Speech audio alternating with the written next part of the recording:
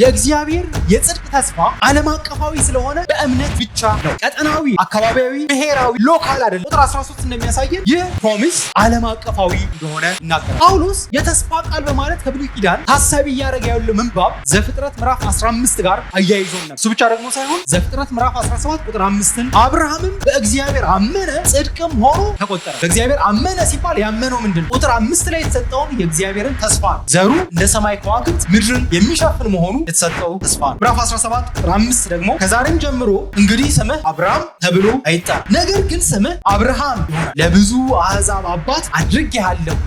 ወደ ዋናው ምንባባችን ስንመለስ ሮሜ ምዕራፍ 4 ቁጥር 17 ላይ ጳውሎስ የተስፋው ቃል እያለ እየተናገረ ያለው ማንኛውንም አይነት ተስፋ ሳይሆን እግዚአብሔር ለአብርሃምና ለዘሮቹ የገባውን የወራሽነት ተስፋ ወይም የእግዚአብሔርን ጽድቅ የመቀበል በእግዚአብሔር ፊት ጻድቅ ሆኖ የመቆጠርን ተስፋ በማለት ይጠራል። እንግዲህ እግዚአብሔር የዓለም ወራሽ የማድረግ እቅድ አለው ለአብርሃምና ለዘሮቹ። ይህ ደግሞ በሕግ ሊሆን አይችልም ይላል። በእምነት ጽድቅ እንጂ በእምነት ምክንያት በሚገኝ ጽድቅ እንጂ በሕግ አይደለም። ለምን? ሕግ የተሰጠው ለዓለም ሁሉ ሳይሆን ለእስራኤልና ለእስራኤል ብቻ ነበር። ሌሎች ሕዝቦች እንዴት የአብርሃም ተስፋ ወራሽ ይሆናሉ? ሊካተቱ የሚችሉበት ሌላ መንገድ ያስፈልጋል። እርሱም እምነት መሆን አለበት በማለት ይናገራል።